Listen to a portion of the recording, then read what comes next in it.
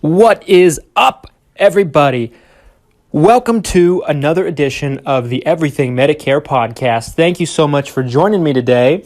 I hope this podcast finds you doing well on a Saturday. Today is June 8th, and it's incredible for me to really drink it in and let it soak in that the year is already halfway gone. I mean, that's insane to me. It seems like the first was just yesterday, and the time really flies, and that just tells me that we're less than 4 months away from open enrollment.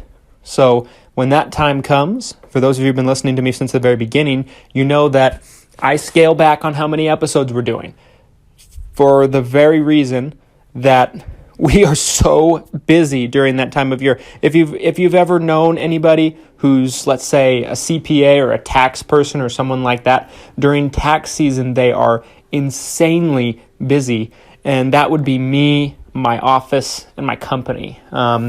Just because we have so many of our clients that we need to take care of.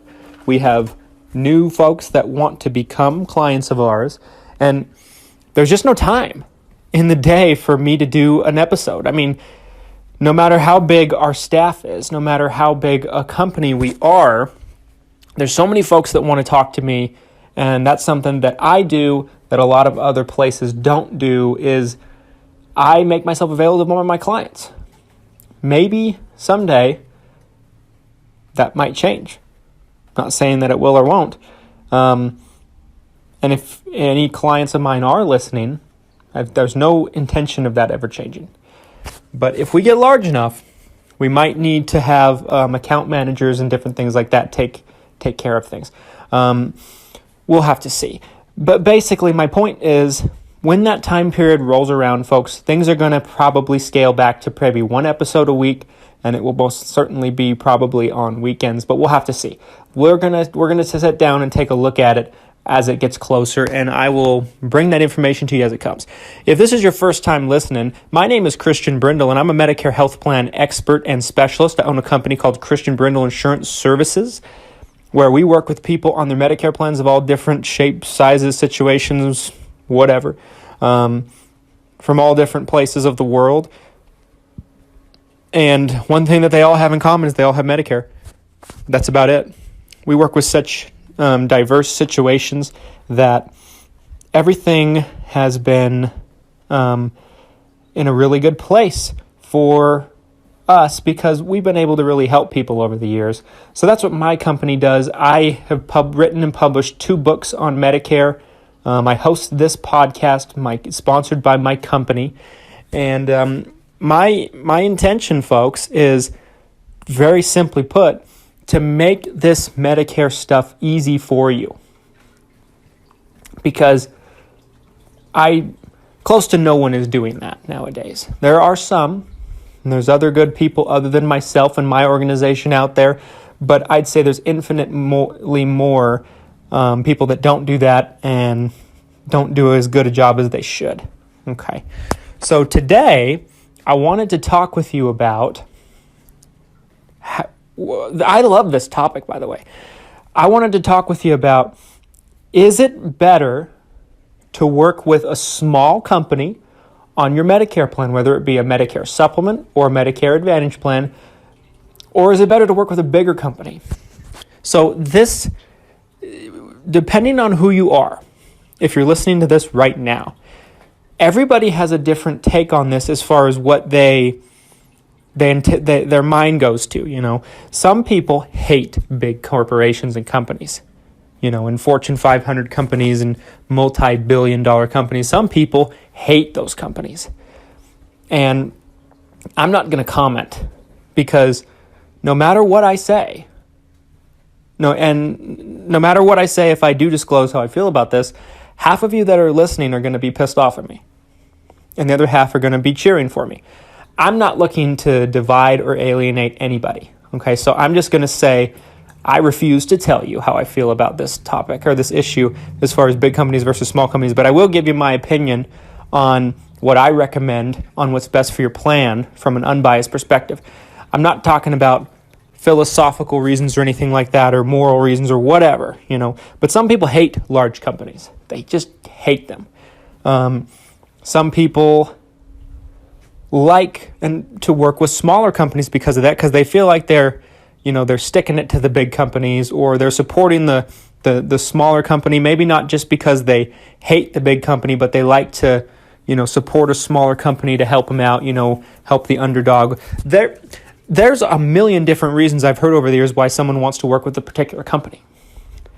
My opinion is very simple. It does not matter if a company is large or small. What matters is how it's going to do for you. Is it going to have good benefits? Is it going to cover what you need it to cover? Are you going to have good customer service? Is it going to be easy to use? Is it going to be a pain in the butt? All those things are questions you need to ask yourself. You need to not care how big or small a company is, because at the end of the day, you need to make sure you're protecting yourself. That's my opinion, folks.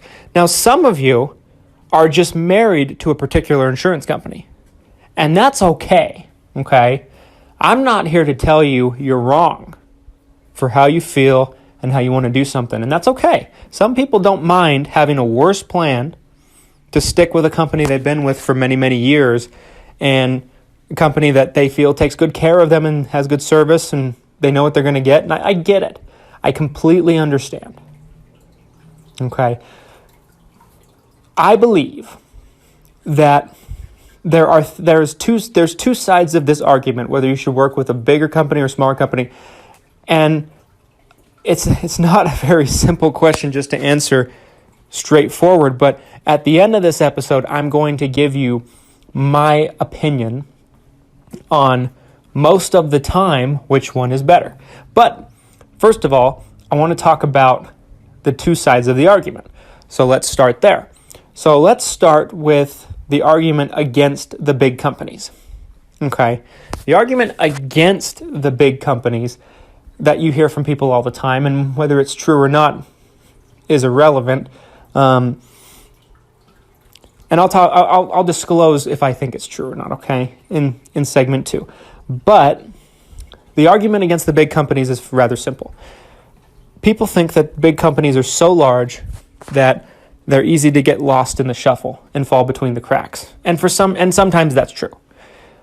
They feel like a company is so large, they're faceless. They outsource things to different places and they don't get quite the quality. They feel like if they have a problem, something gets sent from one side of the company to another, and it's kind of like the right hand doesn't talk to the left hand, and so on and so forth. And there can be some truth in all those things. People just feel like they don't get the quality of care from the large companies. And that's really what it is. Now, that's the argument against what a bigger company might be able to give you. Is it true? It's true for some companies. I don't think it necessarily has anything to do with the size of the company.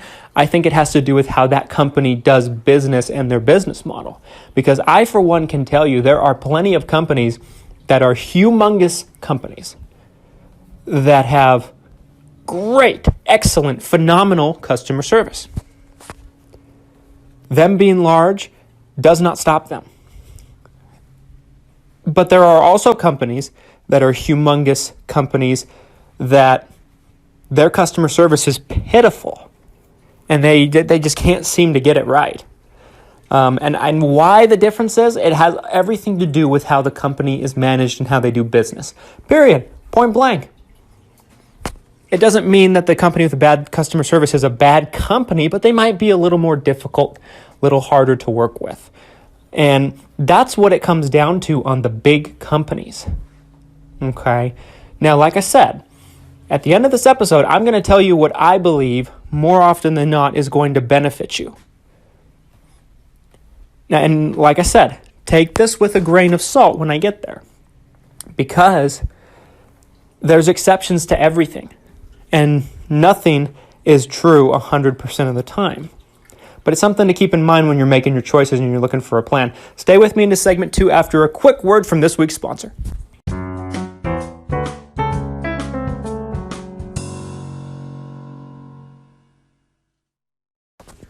Welcome back, folks. Thank you so much for staying with me. This is Christian Brindle, and this is the Everything Medicare Podcast, where every single week I bring you a podcast where I discuss your Medicare, your Medicaid, your Social Security, and everything that has to do with that golden age called retirement. Okay, so we're talking about larger companies versus smaller companies, maybe even a local company, and which one's going to provide you more quality, okay? So another thing I wanted to add to the large company thing. The argument, like I said, against it is sometimes they just get too big for their own britches, and sometimes that can lead to a lack of quality because they got so much going on. They're such a big company, and it's so easy for people to fall between the cracks.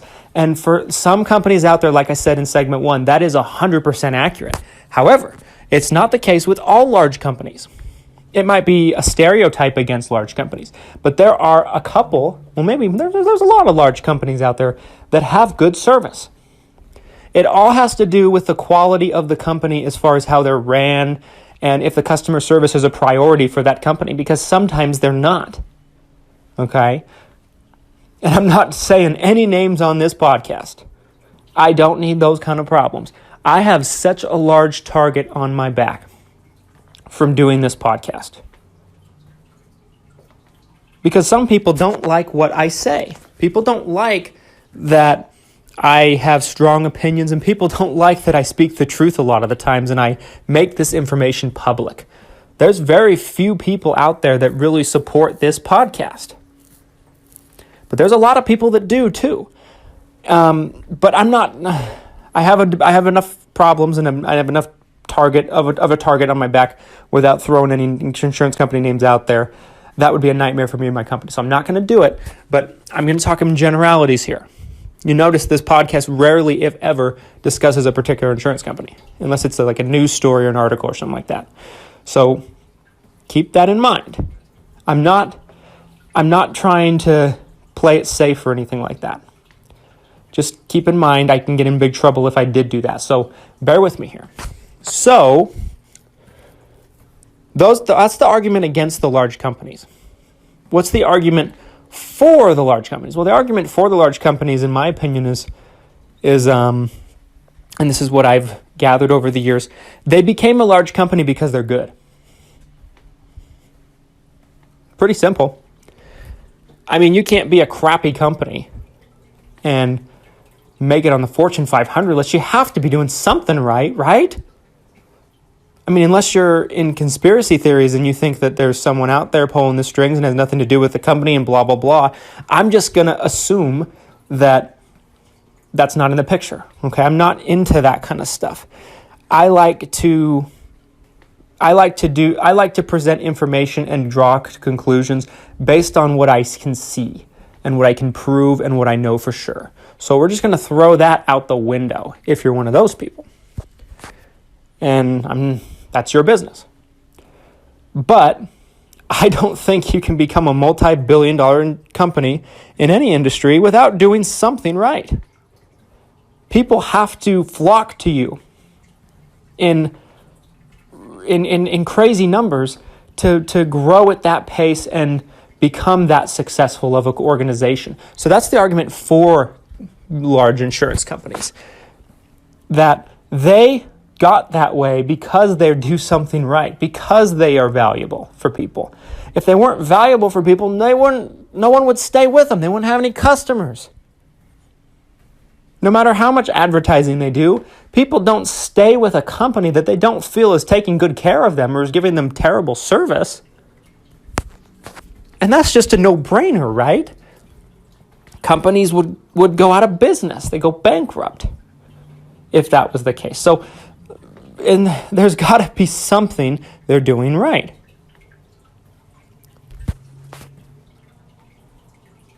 And the other argument is going to be, you probably are going to have more peace of mind that company is going to be here tomorrow.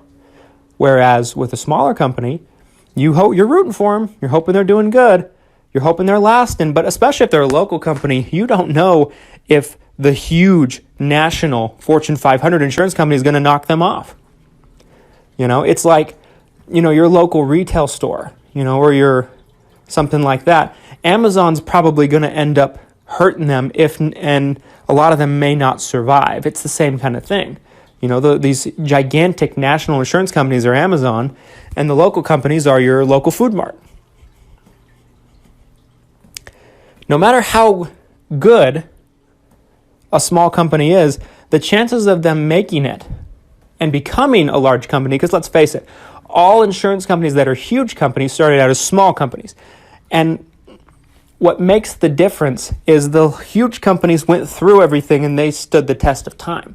The smaller companies, you don't know if they're going to last. And the chances of them lasting are probably pretty minimal because more companies don't make it than make it. This is basic economics here. This is basic business protocol. And that's just the way it is. So we got to understand this from that standpoint. It's easy to look at these big companies like they're just evil. They're the evil empire and everything like that, and they're so huge and they do what they want and they just don't care and yada, yada, yada. I get it. I understand. But they do something right. People stick with them. If everyone hated them, no one would stick with them. They'd lose revenue in record margins and time periods. So that you got to keep that in the back of your head. There's got to be a reason why they're so successful. Has to be. It's not a chance. It doesn't happen for no reason. So that's the thing. There's a pretty good indication that they're going to be there tomorrow. Okay. So if I'm going to review the positive things of the large companies, the argument for them, it's going to be rather simple. They're going to be here, and they got that way for a reason. Okay? So now let's talk about the smaller companies, local companies.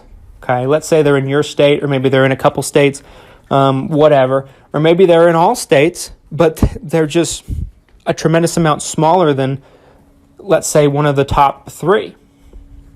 Or the top 5. I think most of you can guess who they are. The smaller companies, they might be able to, customer service-wise, do things quickly and efficiently and things like that some of the large companies have trouble keeping up with because they're huge and they're bulky and they're slow. That can be a fact. And sometimes the smaller companies, they're faster to pay claims and things like that because they just don't have as many people to work with. And so you're a higher priority for them. And to them, losing a customer would be, a big deal. Like, I'll give you an example. For some of these local companies, especially if you have a company that's in your backyard, if they lost 10 customers, let's say, it'd probably be like one of the larger companies losing 1,000. Let's put that into perspective on how much bigger these bigger companies are.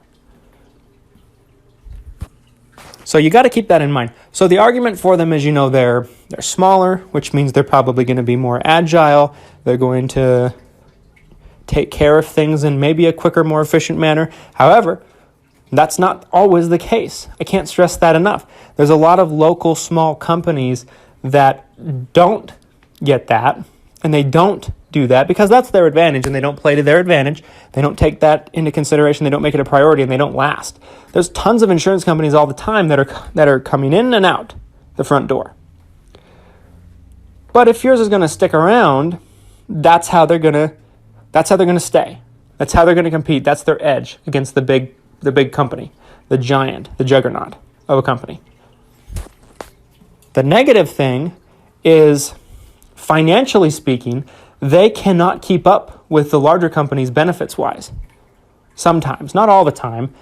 Sometimes that's not the case because sometimes it's easier for them because they just have one area to focus on so they can put all their funding into one area. But sometimes they can't keep up with what the larger company's doing because financially speaking, it's just impossible for them. A smaller company offering a benefit or a price or whatever that a larger company can't do, there's got to be a reason for it. And it depends on what type of plan we're talking about too. Like a lot of times with smaller companies that put out Medicare supplements, let's say, a lot of times they'll throw out these incredibly low prices, the lowest you'll actually find in your area a lot of the times. And you look at the name of the company and you won't recognize them. You don't know who they are. They do that because that's the only way for them to get business. They have no chance. They don't have brand recognition. Nobody knows who they are. Nobody trusts them. So they reel in some people that are just looking to pay the lowest price available, because there's some people that do that. They start paying out claims. They realize, oh, shoot, we can't sustain this price. There's a reason why the juggernaut companies don't offer this price, because if the juggernaut Fortune 500 company doesn't offer the price, it's either because they don't want to, or more likely, financially speaking, it's not practical for them. So if they can't do it, the smaller company's not going to be able to sustain it either. That means they pay out some claims. They make up the difference by jacking someone's rate through the roof. Okay. Medicare Advantage, on the other hand, you might see them have a really strong year benefit-wise, but they're going to be more like a roller coaster. They're going to go up and down and up and down and up and down, and they're going to be incredibly involatile is a word I'd like to use, because they're still trying to figure out what they can and cannot do. At the same time, they're trying to be ambitious to compete against the juggernaut company. The juggernaut company, all the juggernaut companies have decades of experience. They don't need to experiment like that. They know what they can do and they know what they can't do. So there's probably a little bit more consistency from year to year as far as their benefits. You're probably not going to go up and down and up and down, but that isn't the case all the time. So you got to keep this in mind. The smaller company is young, it's exciting, it's fresh, it's new, they're ambitious, they're trying new things, they're exciting, but it's almost like a roller coaster ride. And you don't want your insurance plan to be like a roller coaster ride. That's the argument against the small companies. When you work with a small company, a lot of times, not always, but a lot of times you grow through the growing pains with them as the consumer. And with the larger companies, not so much, typically. Stay with me into segment 3 after another quick word from this week's sponsor, and I will unveil my opinion on this 9 times out of 10. Stay with me.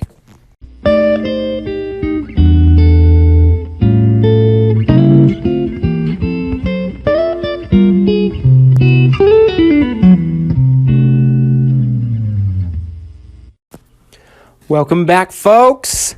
Thanks for staying with me. This is our third and final segment, and as promised, I'm going to unveil what I believe is probably going to be your best bet more often than not. Like I said, there's always exceptions. Always exceptions, and it depends on what type of plan you go with, so please keep that in mind before you just blindly take my advice on this. But I do believe that 9 times out of 10, maybe even 99 times out of 100, you're probably going to be better off working with a bigger company, and I'll tell you why. The bigger company, like I said, it's going to be more consistent. It's probably going to be a little more stable. You know what you're going to get with that big company more often than not. But that doesn't mean that just because you go with a company only because of its size. You want to look at other things. There are lots of big companies out there that have been around a long time with names that you recognize that are going to take good care of you in other ways, like customer service, just like the small companies. I like a lot of small companies, but I've seen too many people get burned by them in different ways in the long run, unless they turn into a big company. Some do, but the chances of them becoming a big company, because let's face it, they either become a big company or they don't last, or they get bought out by a big company and then they turn into that company. So that's the thing with them.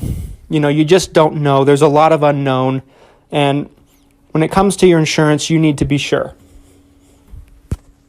So my opinion is, more often than not, you're going to be better with a big company, because you know they're going to be here. You know that they're going to be they're not going to be incredibly volatile, although not all big companies are consistent with that kind of stuff. You have to look at the other details don't go with a company just because of its size. Look at the other things.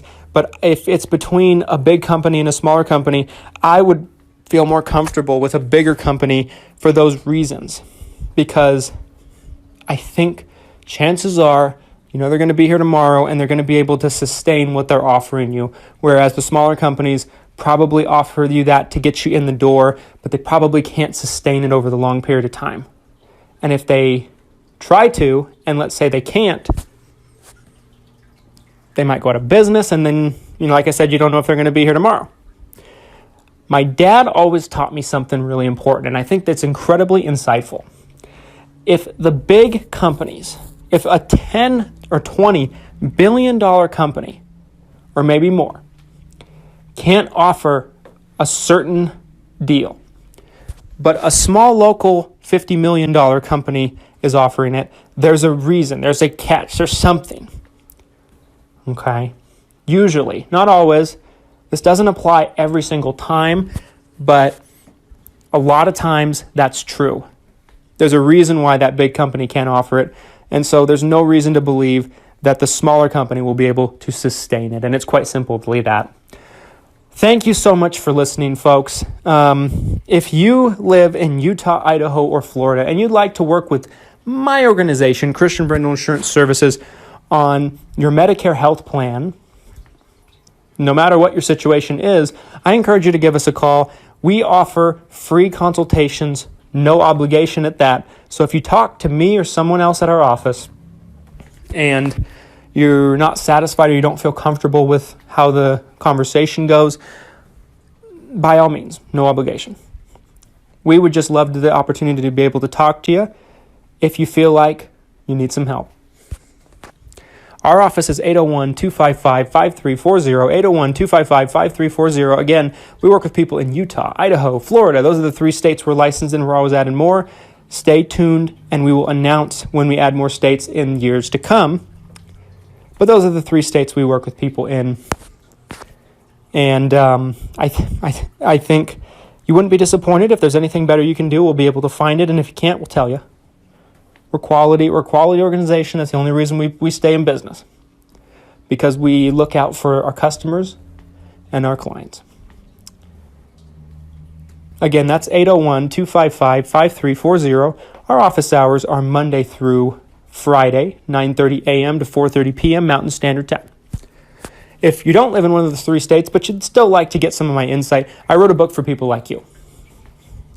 It's called Medicare Guidance, Picking the Plan for You. Again, Medicare Guidance, Picking the Plan for You. It's on sale on Amazon right now for $5.50. It's an easy read, and if you can get through it, you'll know more about Medicare than 90% of the population, and probably more than your current insurance agent.